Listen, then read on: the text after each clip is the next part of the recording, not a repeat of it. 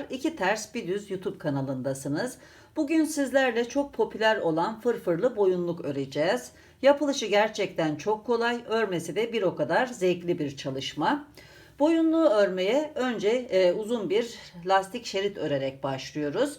3,5 santimetre eninde, 175 santimetre uzunluğunda. Daha sonra orta noktayı belirliyoruz ve fırfırı örmeye başlıyoruz. Önce üst bölümü örüp tamamlıyoruz. Aynı şekilde simetri olarak alt tarafını örüyoruz ve boyunluğu tamamlamış oluyoruz. Fırfırın eni yaklaşık olarak 35,5 santimetre, yüksekliği ise 11,5 santimetre. Bu genişlik ideal arkadaşlar. Kullandıkça daha çok esneyecektir. Yine bu boyunluğu istediğiniz ölçülerde örebilirsiniz. Fiyonk şeklinde bağlamak istiyorsanız 170 veya 180 santimetre uzunluğunda, sadece bağlamak isterseniz 150 santimetre uzunluğunda şerit örmenizi tavsiye ederim. Aynı şekilde fırfır boyunu da ayarlayabilirsiniz.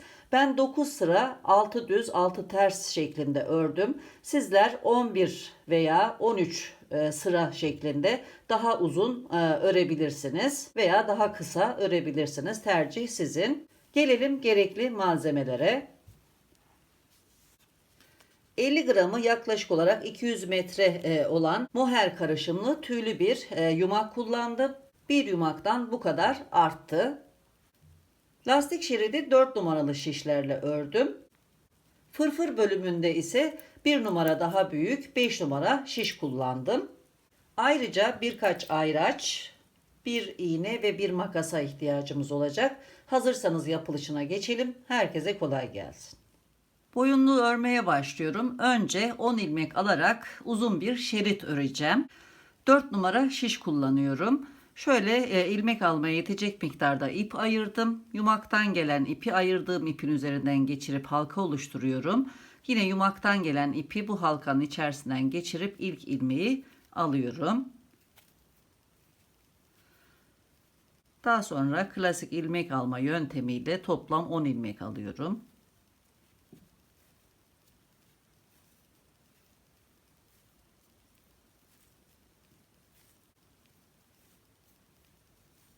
On ilmek aldım. Birinci sıradan örmeye başlıyorum. İlk 2 ilmeği kenar kordon ilmeği olarak çalışacağım. Bu ilmekleri düz olarak örüyorum. 2 ilmeği. Daha sonra bir ters, bir düz örerek son 2 ilmeğe kadar devam ediyorum.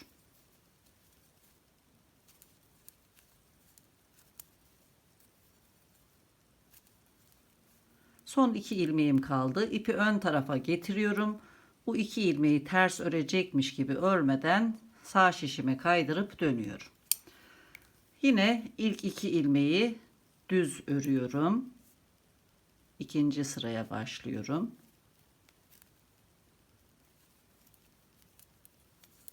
Daha sonra ilmekleri görüldüğü şekliyle örüyorum son 2 ilmeğe kadar.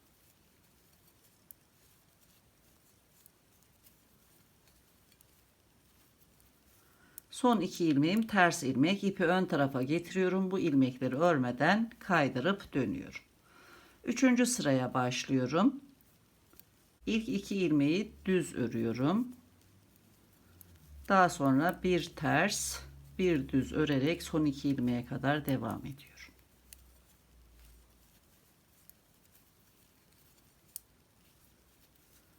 İpi ön tarafa getiriyorum. Son 2 ilmeği örmeden kaydırıp dönüyorum. Dördüncü sıraya başlıyorum. Aynı şekilde örüyoruz bütün sıraları. Yine ilk 2 ilmeği düz örüyorum. Daha sonra bir ters, bir düz örerek devam ediyorum.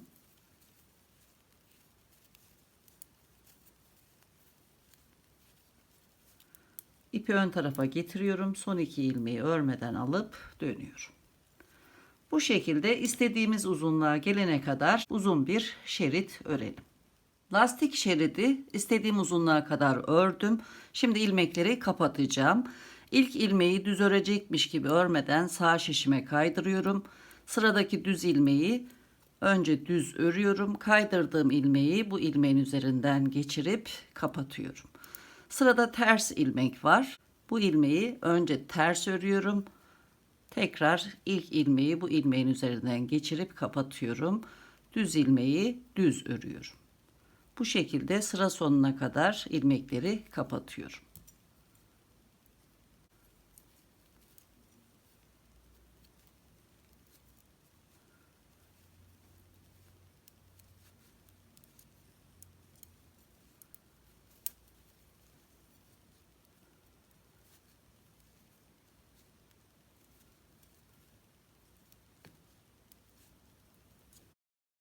Son 2 ilmek kaldı. Bu 2 ilmeği birlikte ters örüyorum.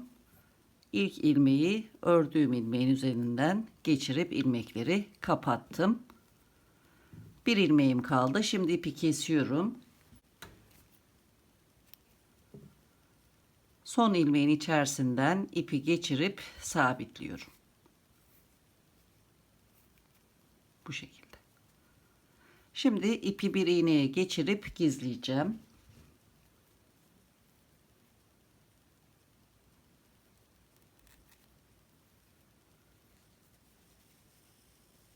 Şöyle çeviriyorum.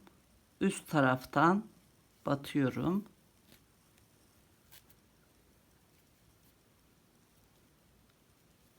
Buradaki V şeklindeki ilmeklerin arasından geçiriyorum.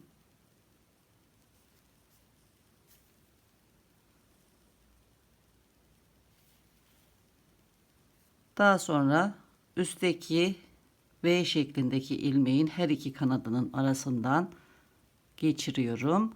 Tekrar buradaki alttaki V ilmeğin içerisine geliyorum. Bu şekilde. Yine üstteki V şeklindeki ilmeğin her iki kanadının altından iğneyi geçiriyorum.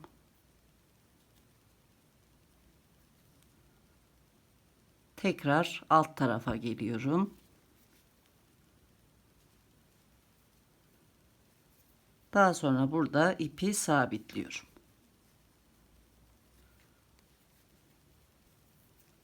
Sıkıştırıyorum ve ipi kesiyorum.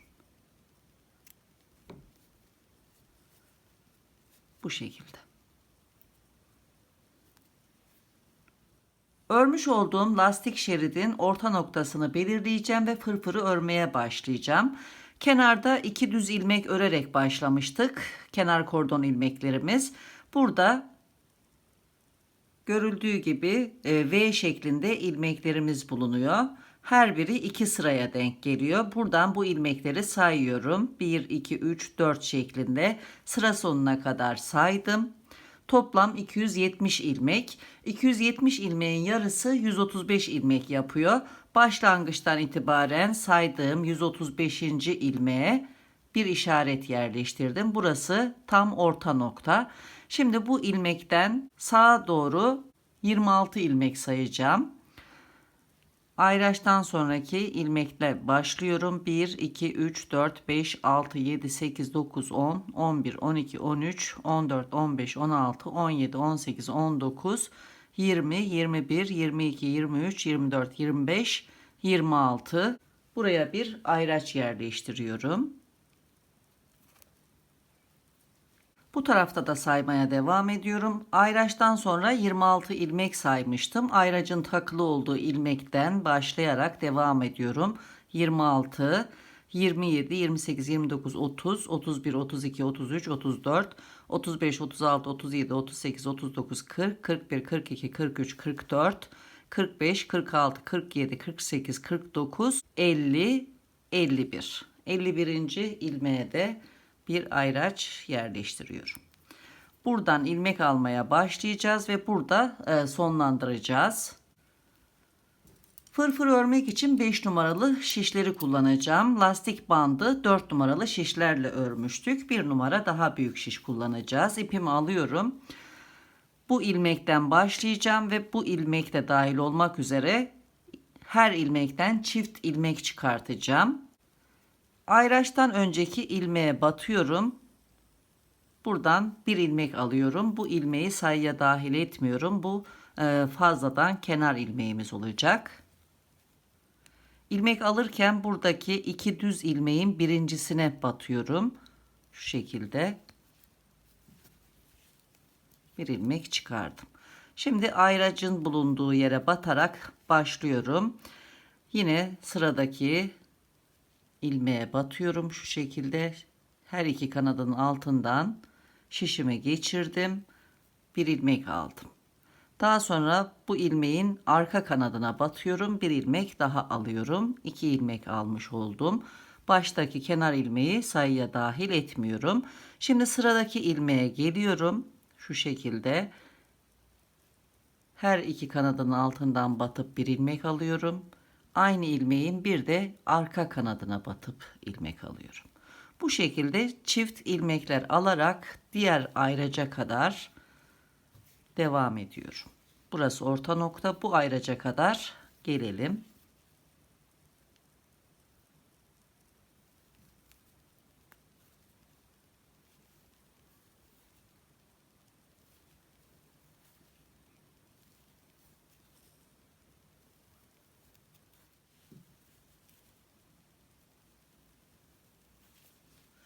Ayracın bulunduğu ilmeğe de çift ilmek alıyorum.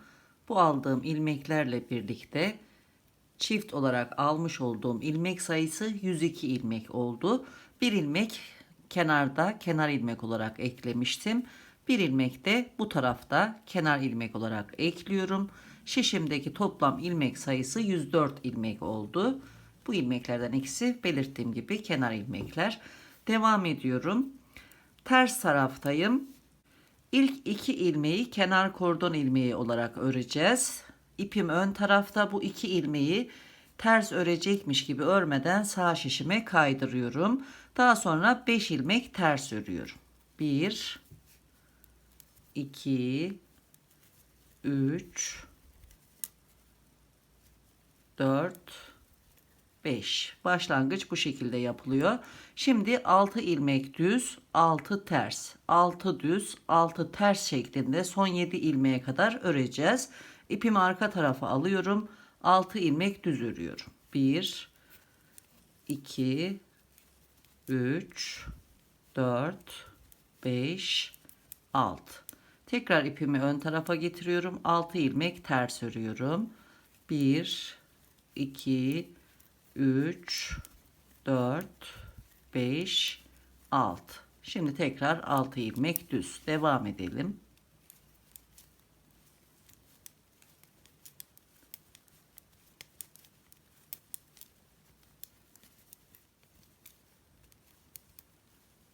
Altı ilmek düz ördüm. Sol şişimde 7 ilmeğim kaldı. Ters ilmeklerle başlamıştık. Yine ters ilmeklerle bitiriyoruz. İpi ön tarafa getiriyorum. 7 ilmek ters örüyorum.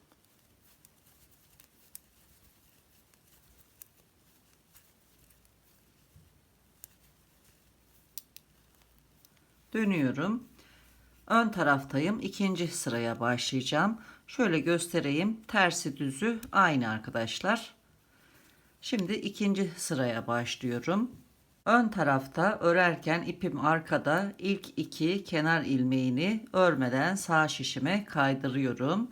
5 ilmek düz örüyorum. 1 2 3 4 5. Tekrar ipi ön tarafa getiriyorum. 6 ilmek ters öreceğim. 1 2 3 4 5 6. Tekrar 6 ilmek düz. 1 2 3 4 5 6. Bu şekilde ilmekleri görüldüğü şekliyle örerek sıra sonuna kadar devam edelim.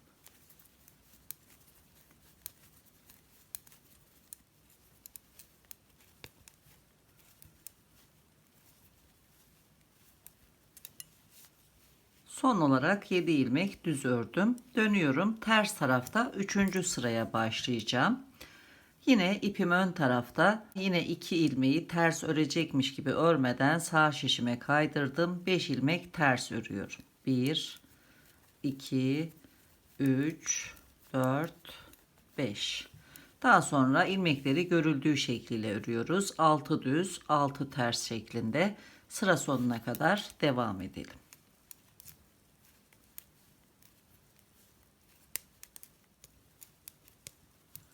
Son 7 ilmeği ters örerek 3. sırayı tamamlıyorum.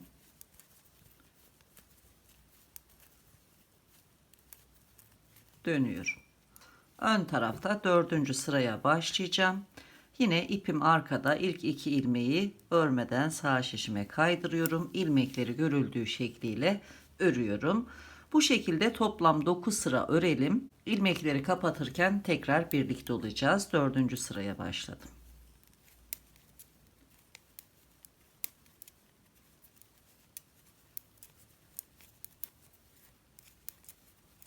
Toplam 9 sıra ördüm. Ön taraftayım. Şimdi bir sıra ters öreceğim. Arka tarafta ilmekleri kapatacağım. Bir ilmek örmeden sağ şişime kaydırıyorum. İpim arka tarafta. İpimi ön tarafa getiriyorum. Son ilmeğe kadar bütün ilmekleri ters örüyorum.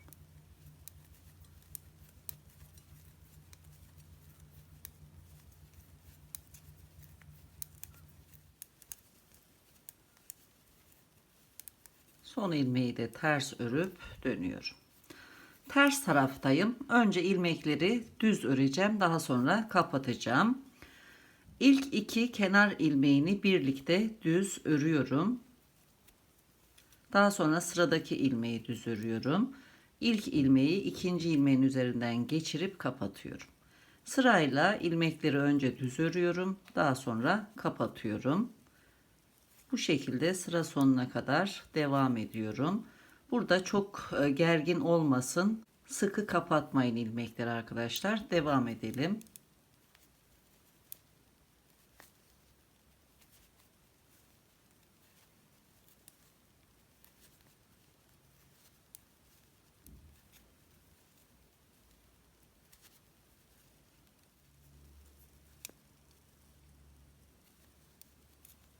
Son 2 ilmeğim kaldı. Bu 2 ilmeği birlikte düz örüyorum.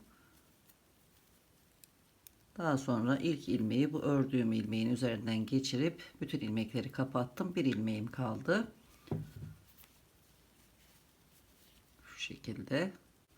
Şimdi ipi kesiyorum. Son ilmeği de sabitleyeceğim.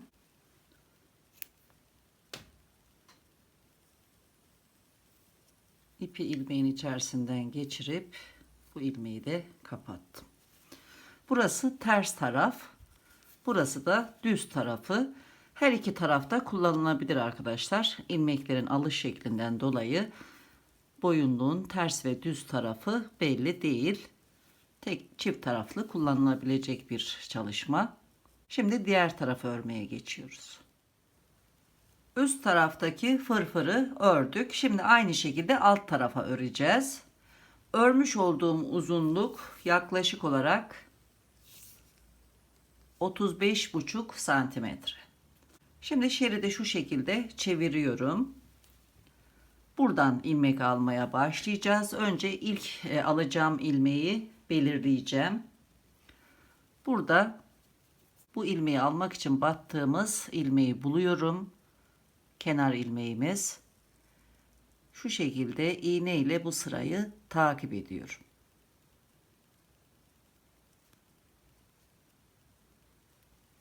Şu şekilde. Buradan ilmek alacağım. Buradaki düz ilmeğimizi belirliyoruz. Her iki kanadı. Arka taraftaki çift kanada batacağız bu şekilde.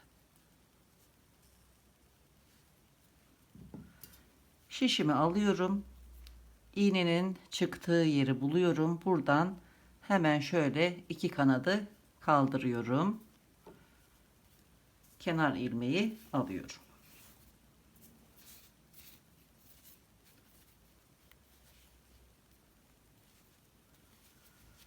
Bu ilmekten sonra her ilmeğe battığımızda 2 ilmek alacağız. Önce sıradaki ilmeğin her iki kanadını bu şekilde kaldırıyorum. Bir ilmek alıyorum. Aynı ilmeğin bir de arka kanadına batıp bir ilmek daha alıyorum. Sıradaki ilmeğe batıyorum. Arka kanadı, ön kanadı şu şekilde batıp bir ilmek alıyorum. Bir de arka kanadına batarak. Bu şekilde çift ilmek alarak devam edeceğiz. Kenar ilmekler de dahil olmak üzere toplam 104 ilmek alalım.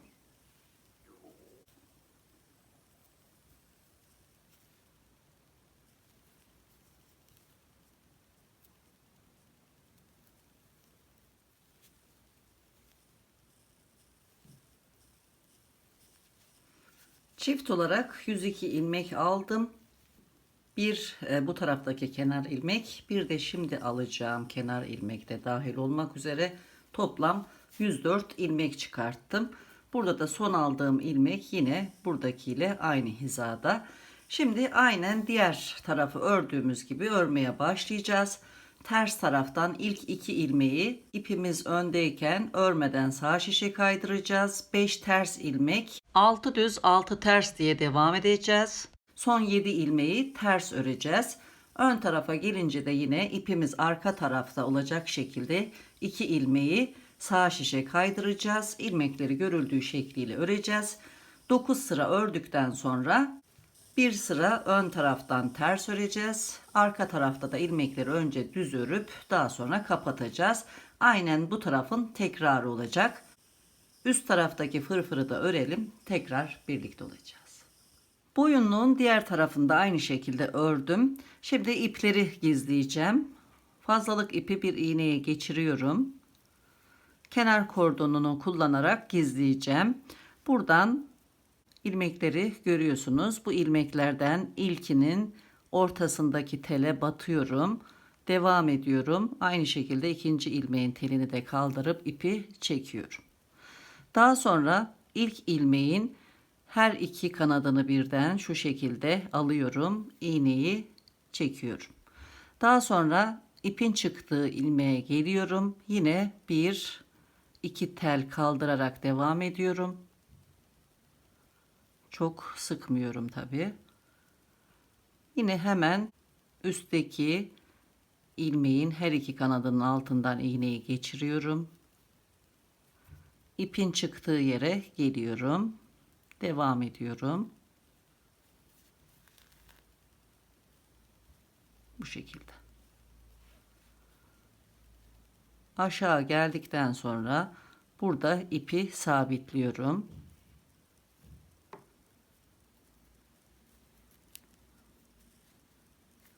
Fazlalığı kesiyorum.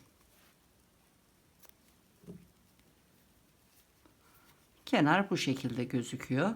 Şimdi başlangıç ipini de aynı şekilde gizleyeceğim.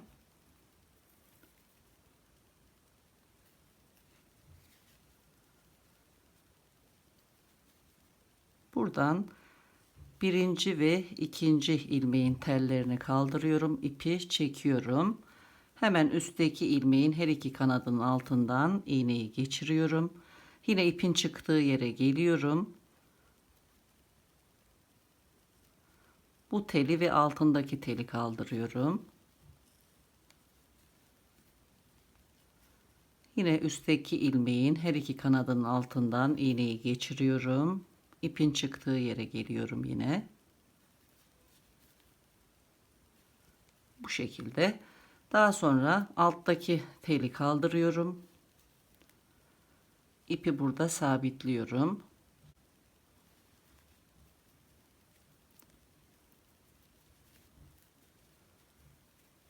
Daha sonra ipin ucunu kesiyorum.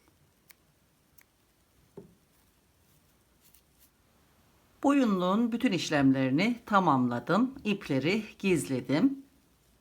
Burası ters tarafı, burası da ön yüzü. Her iki tarafta kullanılabilir arkadaşlar. Oldukça düzgün görünüyor ilmekleri alış şeklimizden dolayı. Bir projenin daha sonuna geldik. Yeni projelerde tekrar birlikte olmak dileğiyle. Hoşça kalın, sağlıkla kalın.